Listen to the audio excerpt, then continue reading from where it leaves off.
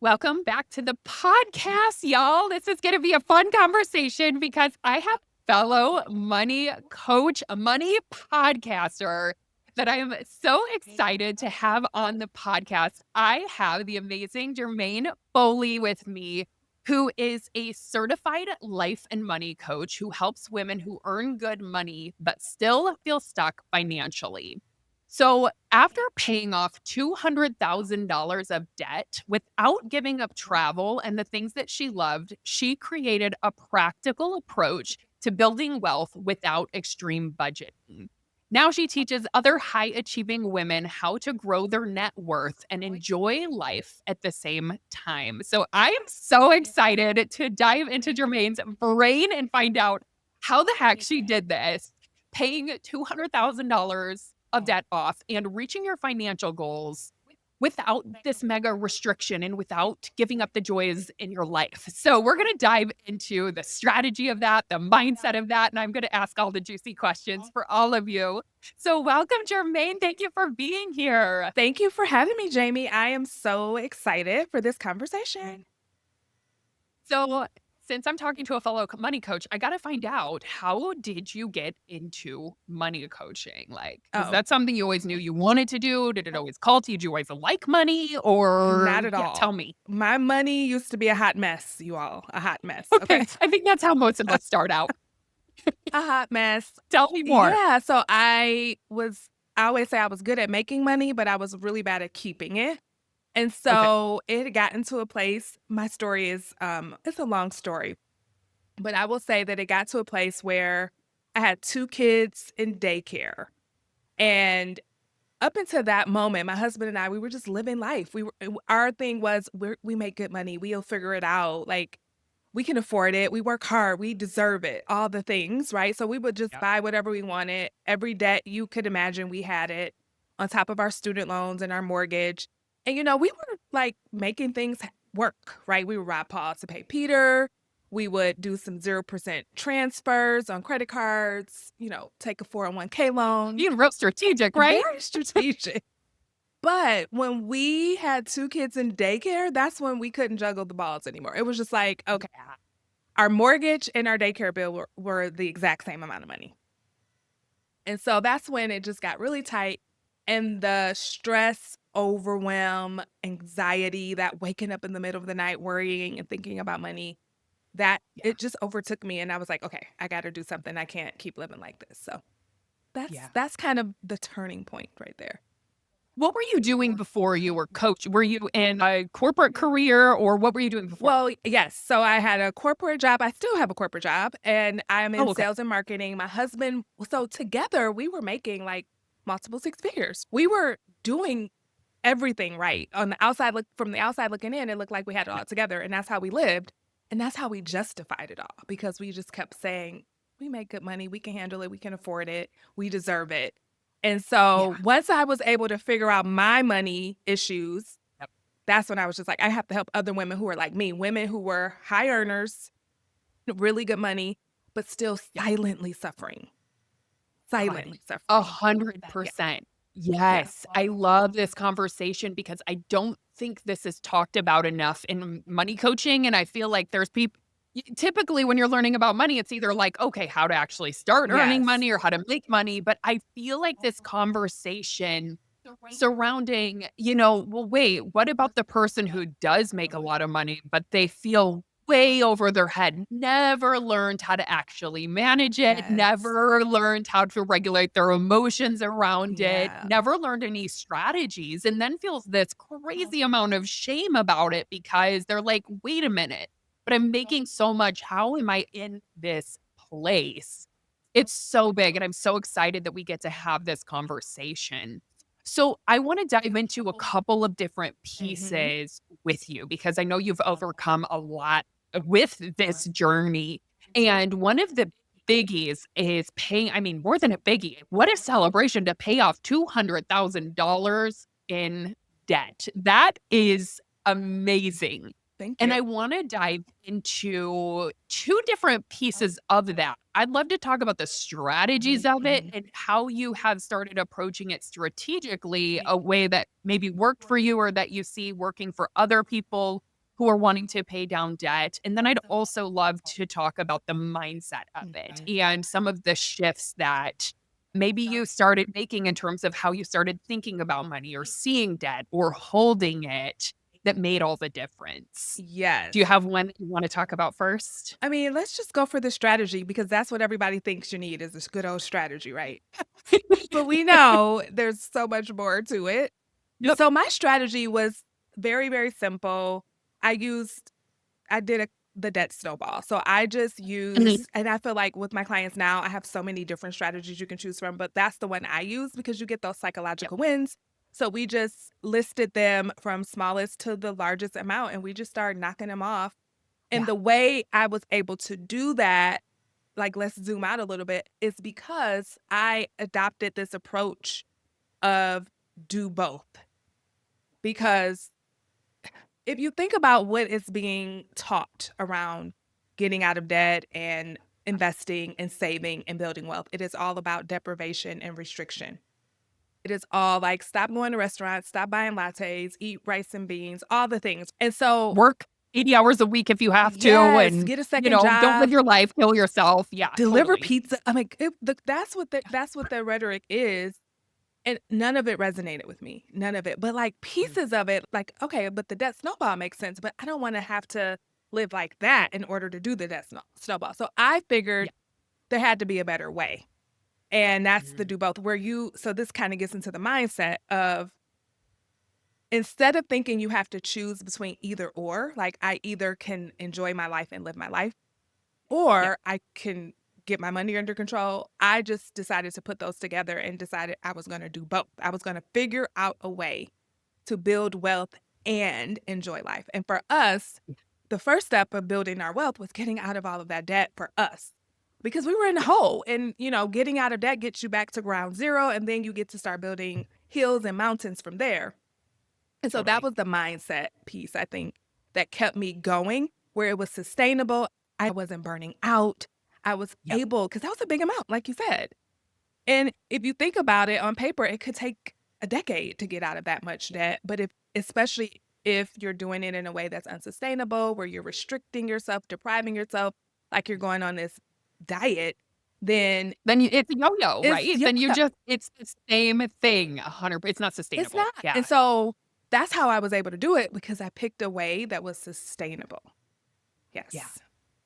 I'd love to Yeah. dive into that a little Yeah. bit more because I think a lot of listeners are probably asking, well, how? Mhm. Here's the Mhm. problem. I'm making this much. The debt payment is this. My mortgage is this. The kids are this. The business is this. I don't see a way in which I can do it sustainably. And they get overwhelmed by it and they think it's not possible. So Mhm. I'm wondering if you could talk to that person and maybe share what worked for you, what you've seen work for your clients. Yes.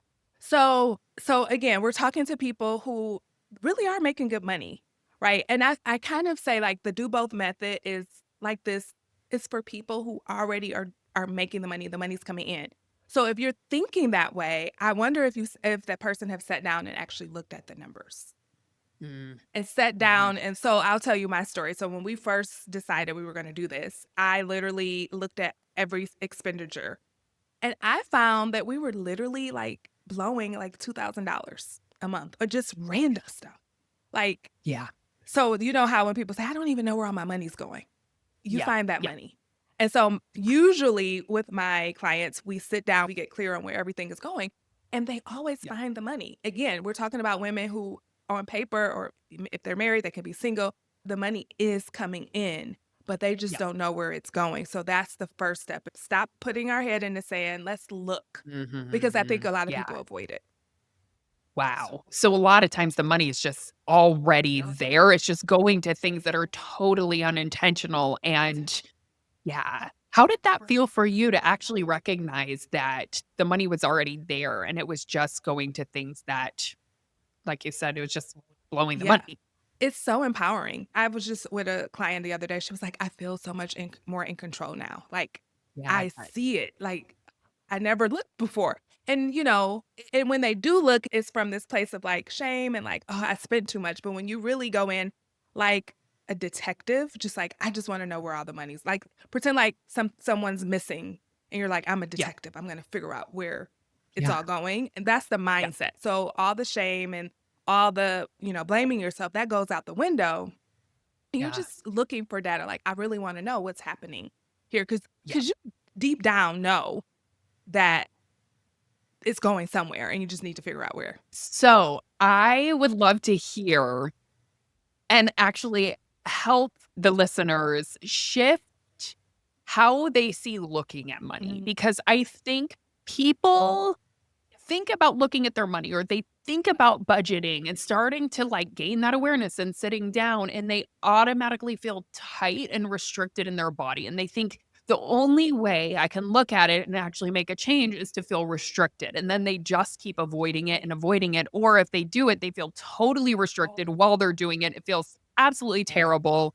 And then it's not Mhm. sustainable. So, how did you start looking at it in a way that felt, I imagine you had to shift the way you looked at it so that it Mhm. didn't feel so heavy. Yeah.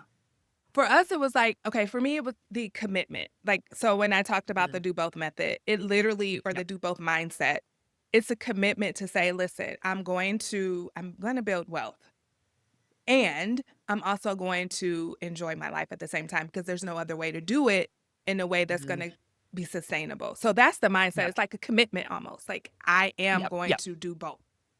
And yeah, so that's so good. you have to get clear on, okay, what does that mean? What does that actually mean to build wealth and enjoy life? So first, let's talk about what it means to enjoy life. Yeah, Some people think just being unintentional and being able to spend however you want, when you want, without thinking about it is yeah, enjoying life, but it really isn't. It really isn't. So it's yes, getting to your core, like what is it based on the season of life you're in, depending on right, your family structure, your finances, your financial situation. What is most important to you right now? So we get clear on those things. So start spending yep, on those things, prioritize them, and they're going to change over the time, over as you grow and as your financial situation change, and as you get older, it's going to change. yeah, And then look based on your finances where you are, we pick a financial goal that we're going to really go all in on. And then from there, that's your moment of do both. Like, this is what I'm uh, prioritizing for lifestyle, and this is what I'm prioritizing for money. And of course, I'm going to live in the process, like take care of my household and yeah. things like that. You just mentioned 2 big nuggets of gold that I just wanna Okay. emphasize. Like, what are Just they? reflect. I think it's so good. The first one is the do both Mhm. method. I loved this so much because I think the way that our brains maybe are programmed, I don't know if it's just our primitive brain or if it's our programming, but we can tend to be so all or nothing. And I Yeah. think that thought, what if I could do both, or I can do both? And just deciding I can have both is so empowering and something that many people probably haven't even considered.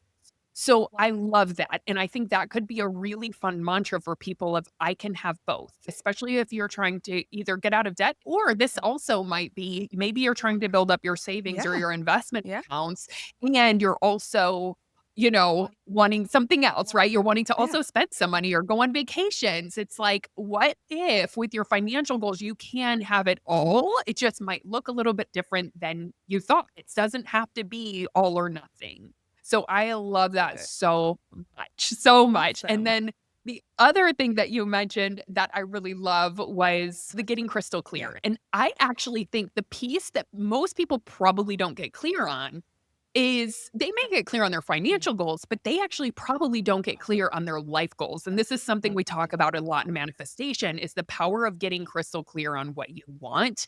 And so what does it actually look like to enjoy life? Yeah. Getting clear on that helps you eliminate and take away what's not that, Yeah. which maybe you're spending your money on and you're like, wait a minute, like you said, it's these things that we didn't even enjoy. It didn't even add to our life, but we were spending money on. So God, I think that's so powerful, and I love that you have developed that and created it and lived it and now teach it. It's so good and such an example of what's possible because it's oftentimes not what we read or hear about, paying down debt or Yes, hitting your financial goals. So I think it's just so freeing and empowering and actually makes people wanna do it when you can have it both. absolutely. So it's so good. So I'm also curious in terms of staying debt free. A lot of people kind of struggle with that. Like maybe they'll pay down the debt or they'll pay off the debt, but they're struggling to actually stay debt free. Yeah.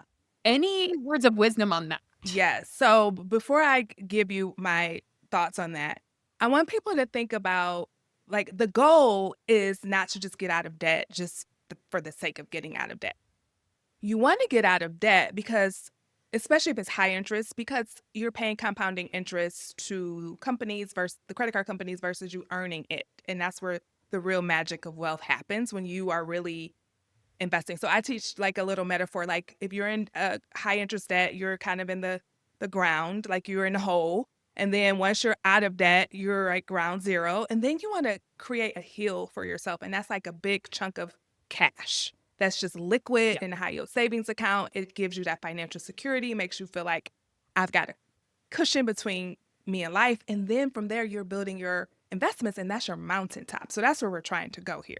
So just to be Yeah. clear, and so when you think about it that way, that's a motivation to stay out of debt. So you've got to have your Yeah. why of why you want Ooh, it. Because it's like, oh, getting out, there's nothing wrong with being in debt, honestly. totally. There's nothing wrong with that. And that's yeah, I love that you also said, like, it's about looking at your debt and making this a conscious choice. It's Yes. not just getting out of debt for the sake of it, because sometimes actually having some debt can be the best thing financially, sometimes with a mortgage Mhm. or there's certain Or things. an So I think it's investment important that to you want to make in understand. yourself, Yes, you know? So 100%. I'm not anti debt. I'm not at all. And I think for credit card debt, like, unless it's an investment in you, Yeah, I don't know. You wanna have some return on it. But so staying yeah, out of debt. One of the main reasons why people pay it off and go right back in is because sometimes they're doing it in a, like, quick fix way. So they get a lump sum and they're like, "Oh, I'm just gonna get out of debt." So they didn't change on the inside. yeah, So yeah, if you think about me, I couldn't do that in one swoop. I couldn't pay off 200,000 in one swoop. yeah. So I became someone different in that process.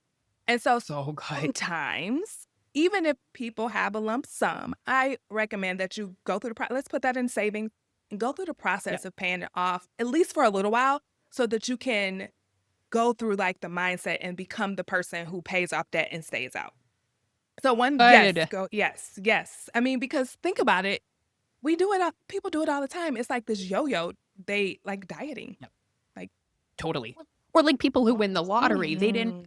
sometimes, I mean, Yes. and this is why a massive percentage of people who win a huge lump sum of money, they didn't become the person who knows how to have money. They didn't build the skill of creating money. So oftentimes, and you can learn it once you're Mhm. there, of course, or you could pay off that debt and learn to be that person. But you have to know that this is a skill. It's someone you're becoming. It's not Yes. just the like getting the money to pay it off. You really do have to become the person who's debt free. That's so big. What's the mindset of someone who's debt free? You know what? For me, literally, it's just like Yeah, I don't carry a credit card balance from month to month. It's just like this is who I am. I same. don't. 100%. I just don't. Same. And I I use don't credit carry cards. consumer I debt. love Yeah. the perks. I Yep. love using them. Yep. But I'm going to leverage the credit cards and I'm not going to let the credit cards leverage me. Yeah. That's my thought. Totally. That's exactly how I think about it. That's never even an option for me Hmm. to spend more on my card that I can pay Yes. off, you know? So that would never be an option for me because I'm not a match to debt. That's how I think about Yes. it. And that's how Yes. I've started practicing it. Yeah, Yes. huge. So good. And so Oh my another gosh, way so you can powerful. stay out is just like like become aware. If you're in a cycle, become aware of the cycle. Because just like you said, you can pay it off quickly and then become the Yeah. person who doesn't have debt anymore. Mhm. But you have to wake up to the fact that, oh, I'm in this cycle where my brain likes being in debt because it's familiar. And Yeah. so Yeah. I have to consciously, intentionally stay out, and you can do that. So Yeah. sometimes with clients, they do want to, take their lump sum or whatever and pay it off. And my job as their Yeah. coach is to help them to stay out and with the mindset piece, and you help them to keep walking the way they want to walk. But yeah. I love Yeah. that. I love that. Mm-hmm. Okay, I'm curious, do you believe in budgeting for high earners? Well, I don't call it budgeting. I call it the 3 bank account money management system. Oh, I love it. I love it. I know sometimes that word is just a trigger. It's like, let's shift the word and we can completely shift how we Well, feel about it. and it's Okay, not tell me more. budgeting. It takes, so I help my clients create a system that's based off of, you separate your money into different accounts based on, I'll just tell you what it is. So the first account is your household account. So that's where all your necessities, Yeah, fixed bills, the things that you need to pay every month to run your life, that comes out of that account. Then there's a yeah, spending account, which is your fun money. You get to do whatever you want with this money. So I do not let my clients put themselves on a restrictive budget because they don't work. It's like going on a strict diet. You might lose the weight, but it's coming back. So we have yeah. to, you got to have some fun money.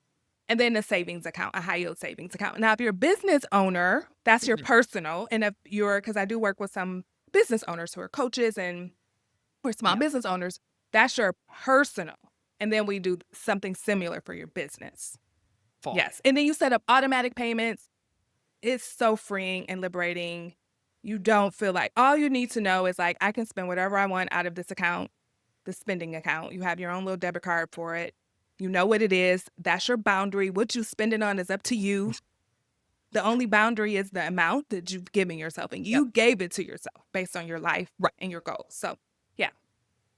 It's so Yeah. good. I just love it because I think so many people think budgeting, it's restrictive, Mm-hmm. and your thought about it is, oh my gosh, it's so freeing. And Yes. as you talk about it, you light up about it. Yeah. And what's great is that that can be the case. It's all about how we hold it, how we think about it, Mm-hmm. and how we strategically do it to Yeah. where you're not completely, it's not all or Yeah. nothing. It's so Yeah. big. That's so And you're not doing a powerful. I bunch of love it so much. tracking and all of that. You don't have to do all that. I'd love to hear actually for those who are not high earners yet Mm-hmm. and they are becoming high Yeah. earners. If you were to just speak to that person and say, this is the advice that I would give, this is what I wish I had known growing up, this is what, has really inspired me. What do you think that would be for the person who wants to become a high earner so that they can be in that place where they can look at their, expenses and say, "Oh, look, I do have overflow here." Yes. And listen, you don't here. Okay, so here's what I say. You don't have to, the term, I say people who make good money or people who are high earners, you get to define what that means. Yeah. Because I have some clients who make multiple six figures and they don't think that they're a high earner. And then I have clients who make 100K and they're like, I Yeah. make all this. Like, so it's very relative. So if Yeah. you think you make good money, if you think you're a high earner, you can do this. And if you're Yeah. not, Yeah. then I want to tell you something Jamie said to my audience on my podcast, which was, I think you were episode either 138 or 139. It's so And fun. you said that the amount of money you make is based on the thoughts you think. And so wherever you are now, you do not have to stay there. Your income is actually unlimited. And Yeah. I will say, when you take care of the money you currently have, that will free you up to be able to really take things to the next level as you make more. Yeah. Because one of the things I hear a lot from people who are, high earners making good money is that they say to fix their money issues, they want to just make more money. And Yeah. making more money doesn't fix it. That the key is to manage the money you have now. And then when you make more, that habit is already there and you just continue on with it. So wherever you are, it Yeah. doesn't matter. You can do both. You can figure out, based on your life, based on your income, a strategy within this for you too. That is so good. And in some ways, how freeing is it to start earlier? Yes. Because it's like if you start that habit now, you'll just bring it with you Yeah. because so many people think the solution is to make more. The solution is to make more. And I mean, both of us have coached people where we know that is not the Yes. case because the same, habits, the same thoughts are carried with you if you don't work with them and you will be in the same situation. Only now it's really frustrating because you're making $1 million a year and you're like, where is all the Oh, I'm yes. still in scarcity? Yes. What the heck? Yeah. Like, and then it's like, ouch, you Mhm. know? And can I So, say something, what I see a yeah. lot with business owners and coaches, consultants, small business owners, you definitely wanna invest in yourself, you wanna invest in your business, but one of the things I see is overspending in your business. I mean, I was just looking at a Instagram reel, and this is a money coach for tattoo artists. Such a cool thing, and he helps them because with their money and all that. But he did a Yep. reel where it was just like, "Oh my gosh, this machine is such a good investment, and so is this one, and so is this one." They had like 10 of them, and like so that's one of the things you want to be careful with too as you are, making good money. It's like, okay, where are the leaks? It could Yeah. be overspending in your business, it could be overspending Yep. in your personal life, emotional spending, spending to make Yeah. yourself feel better when you're bored, when you're stressed. Yep. So keep all of that in mind too. So good. That's so good. Mhm. How do you know if someone's overspending, or how would they know? I think they just know. Yeah, you gotta look. Yeah, and they know, like, when if you're questioning, "Where is all my money going?" Or you're like, "I'm in credit card debt, I don't have savings," like, the result are you don't have money. So that means you're Yeah. probably overspending somewhere. Yeah. That's the surest sign you're overspending. Yes. That's so Uh-huh. good. I Either you're love it. overspending or you're under earning. Either one. Yeah. Either one. Okay. And most Yeah. of my clients is overspending. Okay, so you have this podcast episode. So Jermaine's podcast is called Becoming the Wealthy You, and it's so good. Go on You. over there and subscribe to it. It's so awesome. I think you guys will love it along with this one. They just go hand in hand. And in your episode is called How to Raise the Standards for Your Finances and Elevate Your Life. And I saw that title and I thought, oh my gosh, I love that. Raise the standard for your finances. Mhm. Like, that title just lit me up because I love the idea of that. Yes. Well, how would you describe what that is and how someone can decide to do that? Yeah, so okay, so I think there are 5 core areas of money. And so in Yeah, my coaching, that's what we're mastering. We're mastering the 5 core areas. The first one's income. And yeah, most already are doing well with that. But of course, as Jamie always says, you can always make more money, and where I'm all for that, right? Because your income is unlimited. The amount of money you can earn is unlimited. The next one is your spending. So, like, if you're someone who knows you're overspending, I don't know if you talk about the term buffering on your podcast at all, but when you're spending to make yourself feel better, when you're spending to cope with a negative emotion. Like you can raise the standard to say, okay, I'm no longer someone who overspends when I'm bored. I figure out a way, I get to the root cause, especially if I'm always bored. I'm going to get to the root cause of my boredom yeah. so I can fix that. Maybe it's you're in a career that you don't love, or maybe you want to have some new hobbies, or maybe you want to have some new friends, or maybe you want to start dating. And so we shop over the boredom, but we never get to the reason why we're bored. So that's a standard you can raise. Right. That's standard. Like I no longer shop when I'm bored. I do this instead. What we talked about just a few minutes ago, like how do you have the mindset of not having debt? You could just be like, okay, my new standard is, my old standard was I would carry debt from month to month, but my new standard is I don't do that anymore. And then the second one can be, or the third one can be around savings. Like, okay, I'm currently someone who really doesn't have much saved, or I don't save, you know, regularly. Now I'm someone who saves automatically. It's the first thing I do with my money. Same with investing. Yes. So it's just leveling up wherever you are and going up a notch and practicing being that. Like it might not happen overnight, Oh, but practice like yeah. leveling up that way.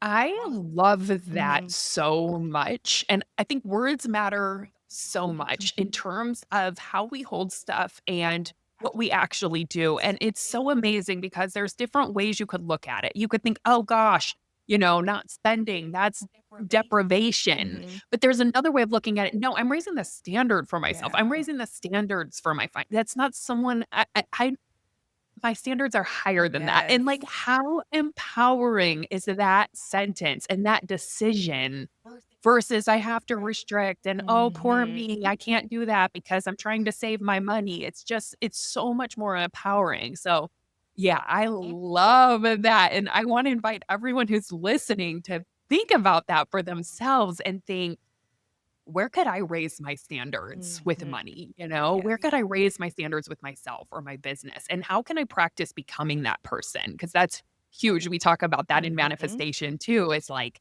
it is about becoming an energetic match and becoming that person and practicing and letting it be a journey. So that's so good. I love it.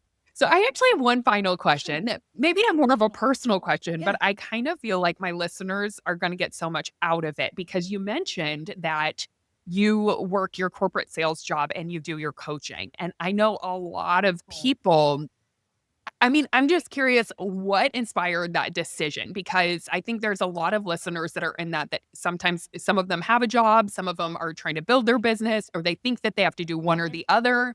And I'd love to hear more about that and Uh, how you balance both. okay, so one of the things I decided when I was getting my money together was that I had a huge goal to send both of my kids to college debt free because that was a big thing for me and my husband. We both came into the marriage with student loan debt.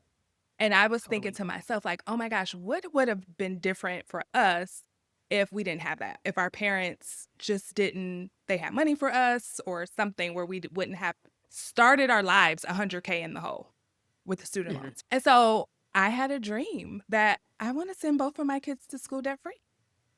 And I have a junior in college right now that we're doing that with. And I have a, Oh my, I know, and I have a senior in high school who, so I'm next year, I'm gonna have two kids in college. So my job, I love my job yeah, and I love my business because, yes, again, I want to do both. I want to build wealth and enjoy life. And a part of my building wealth is twofold. Like for me, so I'm investing yeah, heavily and I'm investing in my kids. And I want to be like the rich grandma who does all this stuff. So I like my job and I I love love coaching. So why can't I do both? I love that so much, and I think sometimes it's just giving permission and being Yes. like, "I do love both and I could do both," Yes. and they can all come in and, like, be a part of the vision and the Mhm. goals, and so that's awesome. Thank you for sharing that, I You're love so it. welcome. And I will say, when I first got bit by the coaching bug, I hated my job because I was just like, I want to just coach full time. And then I had to do some mindset work around it. Like, okay, Yeah, yes, and you also have these really big goals. Your kids are yeah, about to go to college. You also have yeah, the saying, put your own oxygen mask on first. So you have goals for yourself and your wealth. yep, And so I just love my job because and I didn't hate it before, I just wanted to coach full time. So if yeah, that's you, know that it's okay and yeah, you really can do some mindset work around that if you're in a situation where you're like, I do want to have the two, think of it as multiple streams of income. That's yeah. how I think about it. That's Yes. amazing. Yes. Mhm. So good. Okay, so a lot of people ask me actually, I get this all the time. In fact, I just did a Q and A, and this was one of the questions that was submitted that I didn't get to get to. So this will be Oh, good. perfect to ask you.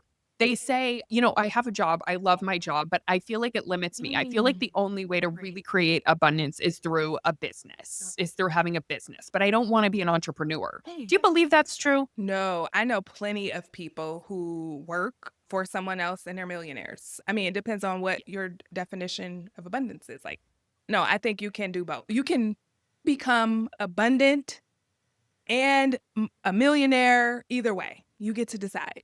Yeah. You can. Yes. Mhm. How do you become a millionaire when you have a job? So, yeah, I mean, first of all, some people make almost $1 million a year. Yes, And you true. definitely need to be investing your money. So, okay, so wealth building doesn't come from you working for your money, it comes from your money working for you. Yeah, So that's the key. So you have to be willing to make sure that your money that you're investing and a lot of companies, by the way, they're matching your 401k contributions like yeah, 6%. Some of them are putting money in even if you don't. And so think about that. Let's say they'll match you 6%. If you put in 6%, they'll put in 6%. And then yeah, they give you an additional 3% on top of that. So that's 9% of your income. I'm sorry, not 9%. That's 12, 13, 14, 15% yep, of your income just going to work for you every year yeah, and making you more money and your interest is making interest. So Yeah, 100%. And then you can always have a I business too. Like, why? Totally, Yeah. 100%. Either one, it's a channel for wealth to flow through, and you gotta Yes. do what you're passionate about, what feels right to Yeah. you, what you feel called to. Of the richest people that I know were teachers. Their whole life, they're Oh retired now, they're my teachers. gosh. I was They're so wealthy because they learned how to invest and they've yes. learned how to make their money work for them and also how to make their career work for them through Yes. different things, right? And Yes. so it is just not true that you have to be an entrepreneur to create incredible wealth. And Yes. yeah, it's huge. It's So so big. thank you And for I will sharing. say that there's a book called The Millionaire Next Door, and it says exactly what you just said. Like, teachers are the Mhm. ones that are most likely to retire millionaires. Oh my And they gosh. compared them to like doctors.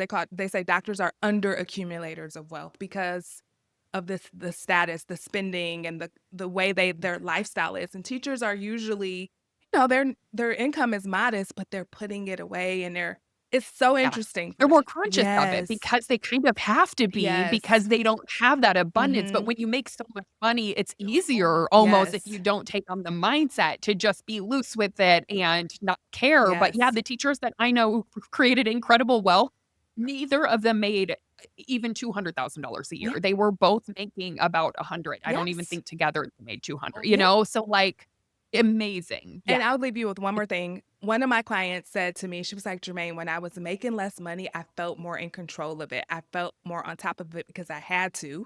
And then once I started making more money, I thought I could just, not pay as much attention. And look at me, I'm in debt now. Totally. And so, yeah, it's so important, like, no matter how much you make, that you are conscious of it, that you're taking care of it, that you're managing Yeah. it well, because no matter what income level you're at, money wants attention. So I loved this conversation so much. First of all, I love talking to fellow coaches, Mhm. and I even more so love talking money with money Yes. coaches, and you're amazing, Germaine. Thank you. So I had so much fun on your podcast, and I'm so grateful that you came on, and there's just so much gold in this episode. I can't wait for people to hear it. So if you could share, I know everyone's going to want to follow you, listen, connect, all the things. So tell everyone a little bit about how they can find you and connect with you and work with you. Yes. So I just completed a private podcast series. It's an audio series that's called How to Build Wealth Without Going on a Strict Budget. And it's 5 bingeable episodes. You can download it. I'll give you the link and just binge the episodes, and it'll give you an overview of how you can do this. And that's at germainefoley.com/wealth class. And that's Germaine with a G. Of course, I'll give Jamie the It'll link. be in the show Yes, notes I'll too. give you the link. Absolutely. Yes. Yeah, but Yep. Oh, otherwise, that's the best way. And if you're like, no, I just want to work with you, then you can find me at germainefoley.consult, because some people are like, I just want to dive in, Jermaine. I'm ready. So, yeah. totally. And I do one-on-one coaching. I love it. Yes. Awesome. Amazing. So go connect with Jermaine. Go listen to the private podcast. We'll put it in the show notes. Awesome. Jermaine, thank you so much. This was an amazing conversation. I so appreciate you being here. Thank you, Jamie. This was so much fun. Yeah.